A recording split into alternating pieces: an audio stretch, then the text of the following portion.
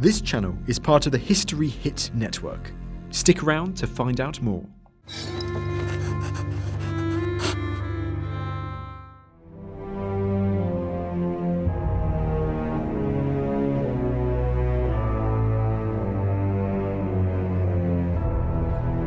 War in the name of God. The great world religions preach peace and mercy. History, especially the history of the Middle Ages, proves that religion and violence are not contradictions. A belief in God often means believing in fighting on behalf of God and in being rewarded in paradise. Islam means peace. Christ teaches us to love our enemy, but in their names, the world wages war.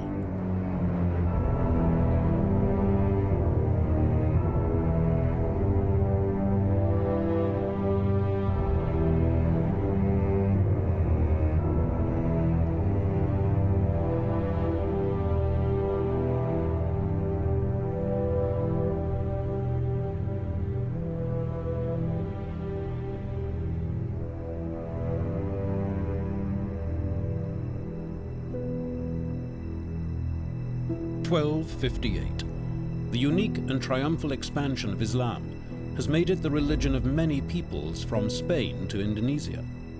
But there is no Islamic Empire, just as there is no Christian Empire. Everywhere in the Middle Ages there are wars among princes and tribes. For half a century there have been crusades to the Holy Land. After Islam, Christianity too spreads to every corner of the world. The center of Islamic civilization is Baghdad, the most magnificent city on earth.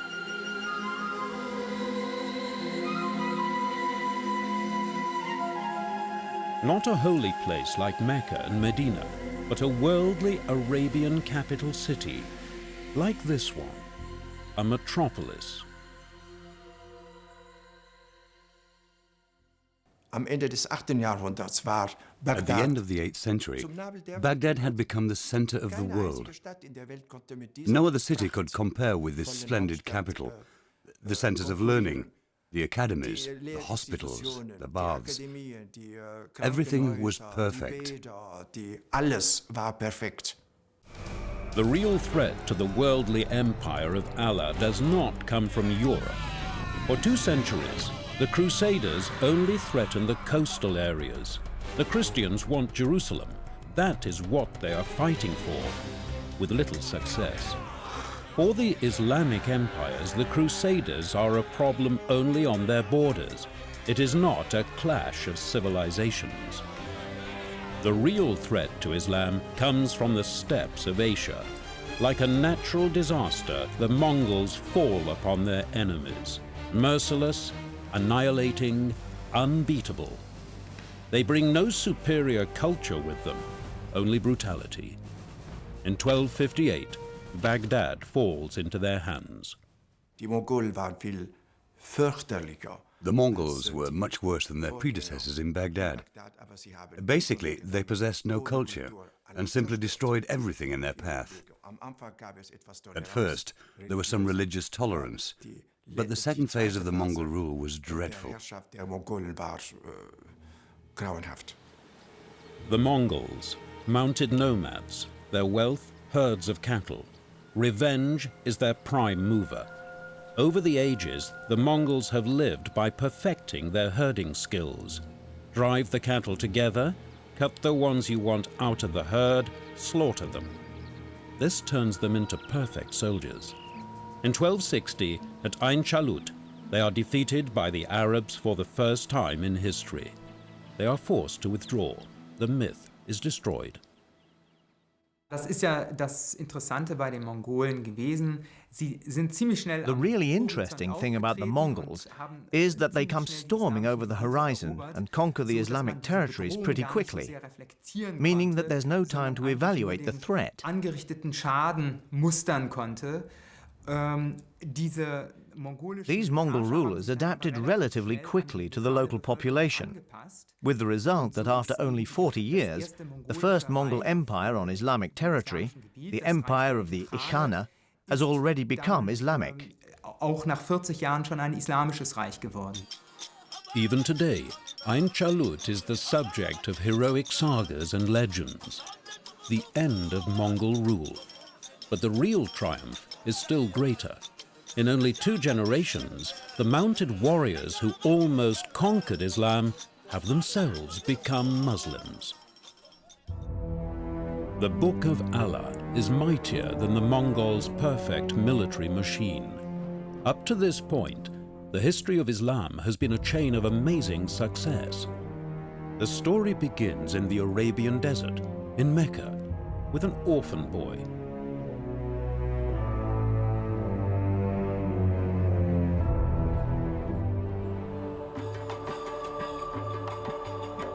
In the year 569, in what is now Saudi Arabia, Muhammad is born.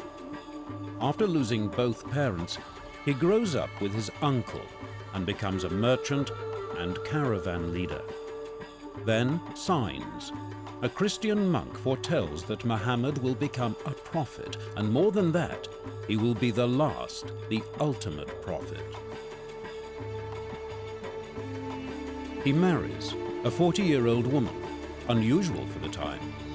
It's a good marriage. His tribe, the Quraysh, worship holy trees, stones, and many gods. When Muhammad is already over 40, the angel Gabriel appears to him for the first time. Muhammad, who is illiterate, receives a revelation from the angel in the form of the Quran. According to Islamic belief, the words of the Quran have always existed before the beginning of time with God. The Quran is holy and unchangeable. Through it, Arabic, the language of a few desert tribes, will spread like the wind. The words of the Quran are so masterful, so forceful, that to this day they represent Arabic poetry in its most perfect form. Man hat sogar schon einmal It has even been said that the position of the Quran in Islam can really only be compared to the position of Jesus Christ in Christianity. Insofar as in Christianity, God became man, became flesh, incarnation, whereas in Islam, God became a book. So we can speak of an inlibration. Gott Buch geworden ist. Und insofern spricht man auch von einer Inliberation. To Muhammad are revealed the 5 pillars of Islam. There is no God but God, and Muhammad is his prophet. Every day, 5 prayers, alms for the poor, fasting during Ramadan, and the pilgrimage to Mecca. Muhammad is the last prophet, a perfect man, but still only a man. There are 28 prophets in the Quran, among them Adam and Abraham. For Muslims, Jesus is one of the prophets. Like Maria, he has a rather special place in the Quran, is known as the word and breath of Allah, and after his death is lifted up to God. Muslims do not believe in his crucifixion, saying that another was crucified in place of the prophet Jesus. The closely related Christian and Jewish religions were allowed to be practiced in Islamic empires. Christianity was similarly tolerant only in the later Crusader states. There was certainly an indirect awareness of certain common elements. For instance, from the early Middle Ages onwards, there are texts which repeatedly point out that, of course, Muslims too go all the way back to a common progenitor, Abraham. But that was not always seen as a positive argument or as representing a positive attitude towards Muslims. Perhaps it wouldn't be going too far to say that the Muslim religion was too similar to Christianity, and out of this similarity developed a degree of rivalry. If you want a comparison, consider that within Christianity, the nonconformists, the heretics, are often viewed as worse enemies than the proponents of a totally different religious community.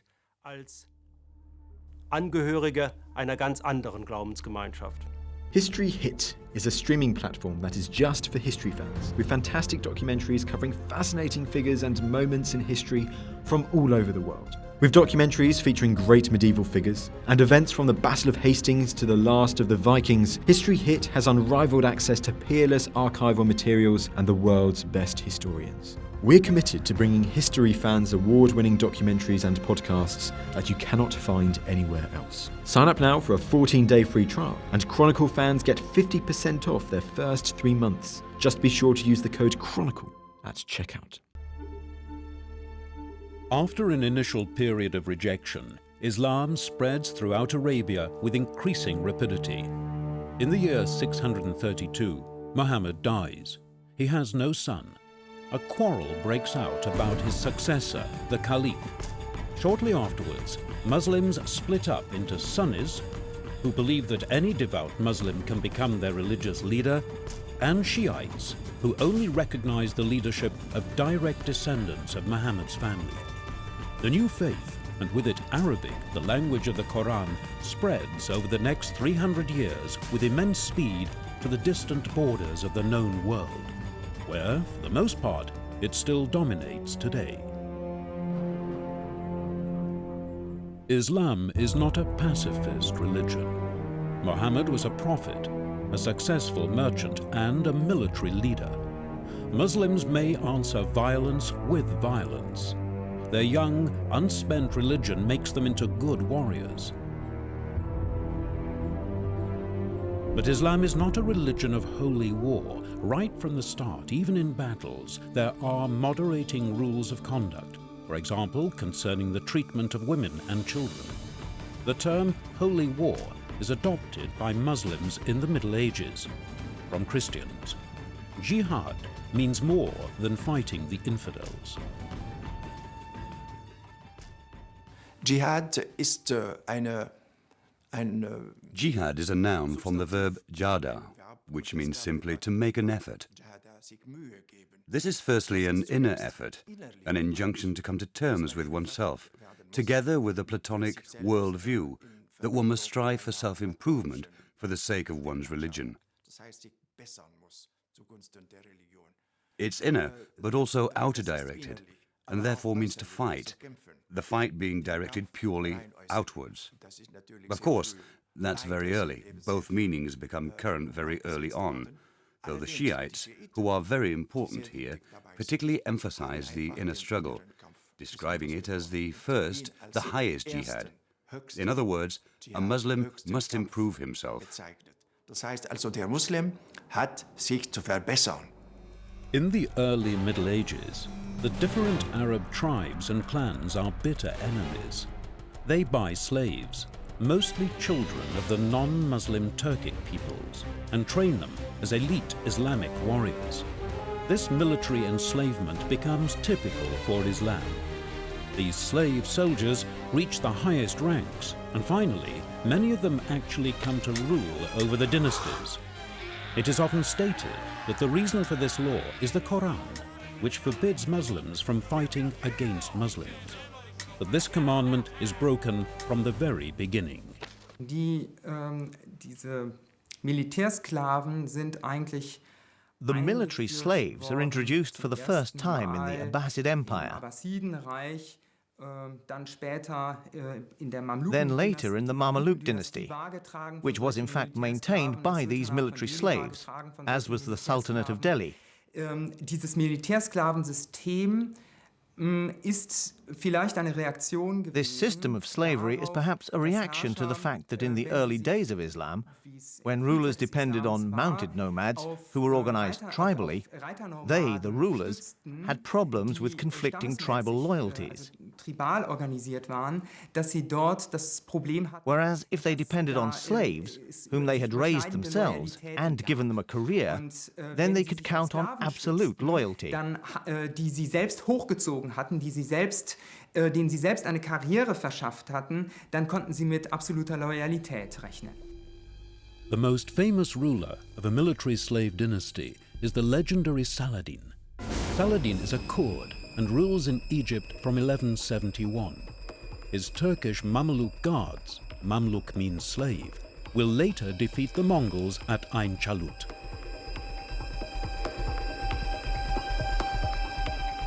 The system of military slaves continues even after the Middle Ages. The Turkish Janissary Guards were recruited from 20,000 Russian and African children purchased every year.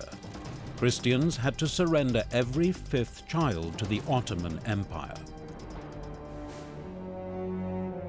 800 AD, the victorious military expansion of Islam brings with it not only war and the new faith, but also superior scientific knowledge and an advanced culture.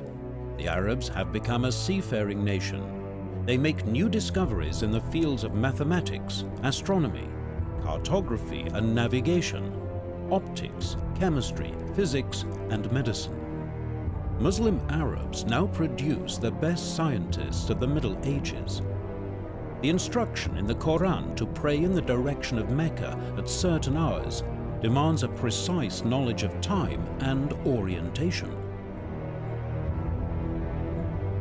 Sailors navigating towards a fixed destination are more interested in practical theories than in theological correctness.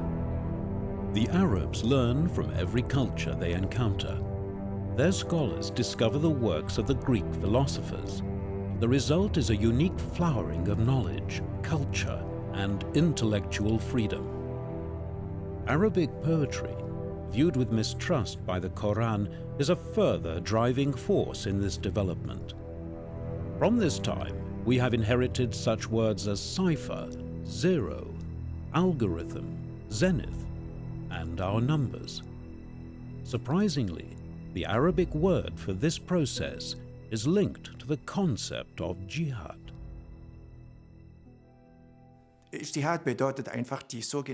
Jihad simply means to cultivate, to make fruitful everything one touches. In religion, in all disciplines, when one thinks of the great theologies, that means one must seek to innovate, not just to receive knowledge. This is shown in science and philosophy. They didn't merely take from the philosophy of the ancient Greeks, Plato, and above all Aristotle. They contributed to the sum of knowledge. They innovated and communicated.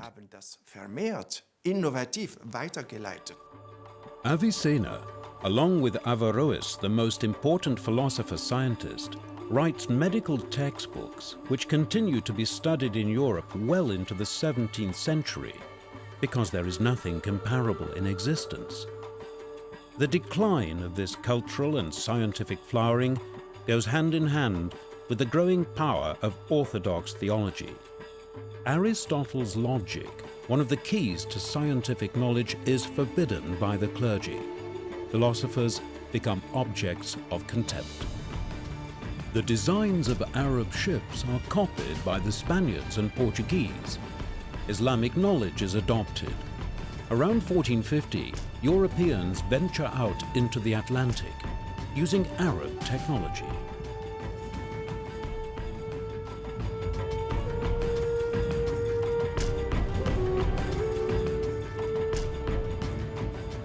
Islamic and Arabic culture, a mighty structure on the foundations of a holy scripture, the Quran, creates masterpieces of architecture, technology, and art because it understands how to turn Mediterranean culture to its own advantage.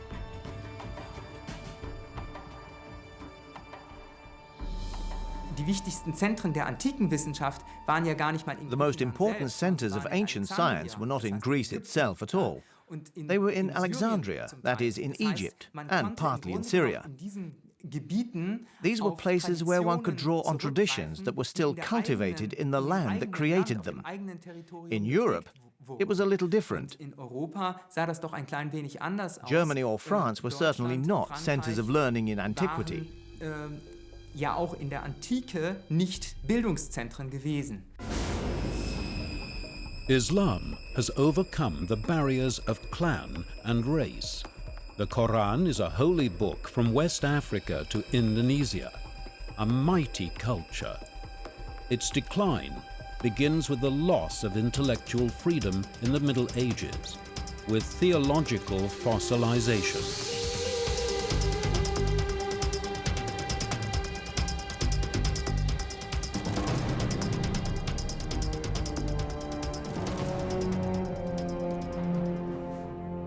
Europe has much to thank Islam for.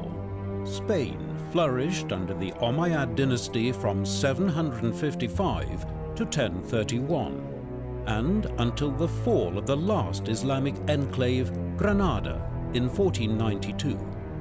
Even so, shortly after the occupation, the Reconquista begins, the attempt at reconquest by Christian forces. The struggle will last for centuries. Islam in Europe. For centuries, Muslim culture is a dynamic presence in Portugal and Spain. There are many unknown influences and features held in common. The Arabs bring chess to Europe, knowledge about gardens and agriculture. Their architecture contributes to the Gothic style, and Sufi mystics will later even influence the rules of the Jesuits. During the Umayyad period under Islam, Jews, Christians, and Muslims lived together in peace.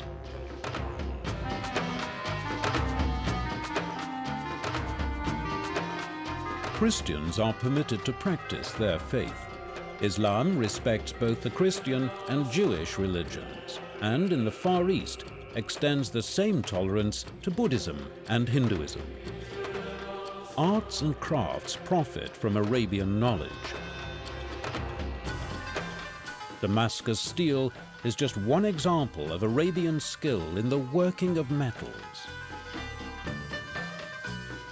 One of the most remarkable cultural sharings is knighthood, the ideal of chivalry held by Muslims and Christians of the early Middle Ages is very similar.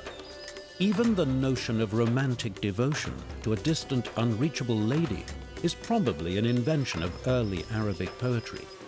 The culture of the troubadour, from the poetry to the music, has its origins in Baghdad and migrates to France.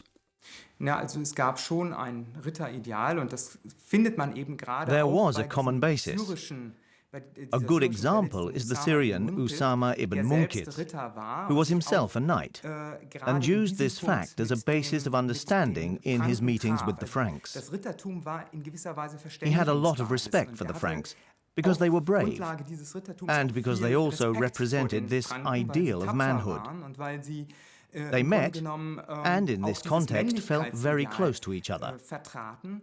Und, He tells of many knights to da whom he traf man felt sich really tatsächlich. close, In dem Punkt fühlte man like sich sehr brothers. nah. Und He calls them berichtet auch my von vielen brothers, Rittern, denen my er friends. richtig nahe stand und die er als Brüder, als mein Bruder oder mein Freund bezeichnet. Nevertheless, for centuries the struggle is for domination, for the final victory over the enemy. Muslim culture is fought and defeated. Only then is it given due appreciation. Man kann sagen, dass nach Bagdad sicherlich Cordoba eine der After Baghdad, glänzendsten Städte Cordoba was dieser certainly Zeit one of the most ist. splendid cities of the time. Christliche For Norden example, zum in the Beispiel, 10th century, ein a Mönch visitor aus from the Lothringen Christian north, ist a monk im from 10. Lorraine, Jahrhundert travelled nach to Cordoba Cordoba. gereist, wohl He was als probably an envoy of Beauftragter King des Otto I, Königs Ottos I. and he's und impressed by the beeindruckt city's von splendour, its dieser size, Pracht, von and dieser also, it must be Größe said, by und the von power of the Caliph dieser in Cordoba. Gewalt, allerdings auch des Kalifen in However, Cordoba. the processes of cultural exchange are not so marked in the 10th century during the time of the caliphs. It's not until after the Spanish Reconquista, the reconquest of the Iberian Peninsula, which is mostly concluded by the middle of the 13th century, that we find a major process of cultural and literary exchange in Toledo or in Zaragoza. But in other cities too, works of antiquity, which had previously been translated in Syria, are now translated back into Latin with the help of Jewish translators. And so the whole of Aristotle finds its way into the universities, which at the start of the 13th century are just beginning to flourish in the Latin An West. die Universitäten, die ja zu Beginn des 13. Jahrhunderts dann im lateinischen Westen aufblühen. In Spain, the Muslim inheritance intermingles with the Christian culture. Europe can thank Islam for the return to its ancient roots.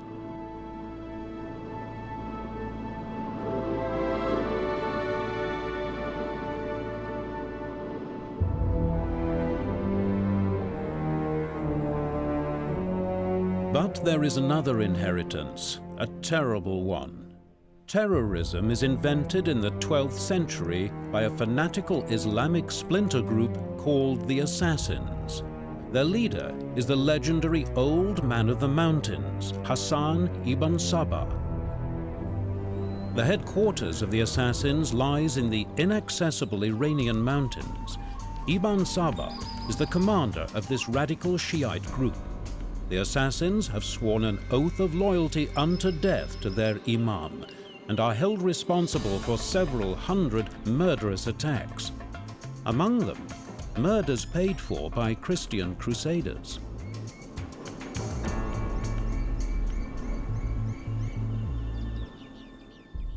One shouldn't forget that the sect of the Assassins claims legitimacy from the eldest son of a caliph from the end of the 12th century. Nizar, the Nizarids.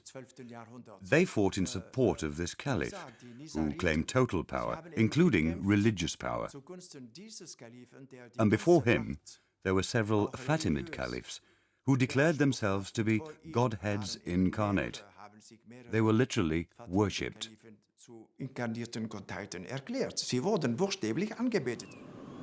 A personality cult for suicide killers with its headquarters in the fortress of Alamut. Marco Polo relates how the Assassins used a trick to recruit young men for their sect. The youths were given wine to drink which had been spiked with hashish. Soon they were in a state of intoxicated rapture. Then they were taken to the Assassins' garden at the fortress of Alamut, where they were briefly allowed to enjoy all the temptations of the Muslim paradise. More was promised them as soon as they had carried out a murder for the sect. Terror funktioniert ja eigentlich so, dass man durch Abschreckung den Gegner dazu bringen möchte. Terrorism can be defined as intimidating one's opponent until he does, or doesn't do, certain things. Accounts we have about Rashid ad-Din Sinan, for example, how he dealt with Saladin, a contemporary, who was very powerful, indicate that Rashid ad-Din Sinan used a series of carefully calculated actions of this kind to dissuade Saladin from conquering the Ishmaelite territories. Davon abzubringen, die ismailitischen Gebiete zu erobern. It is told that Saladin awoke one morning to find a dagger and a message beside his bed, a warning not to go to war against the Nizarids. The terror raged for 200 years. It was finally the Mongols in 1256 who destroyed the fortress of Alamut and killed all the assassins.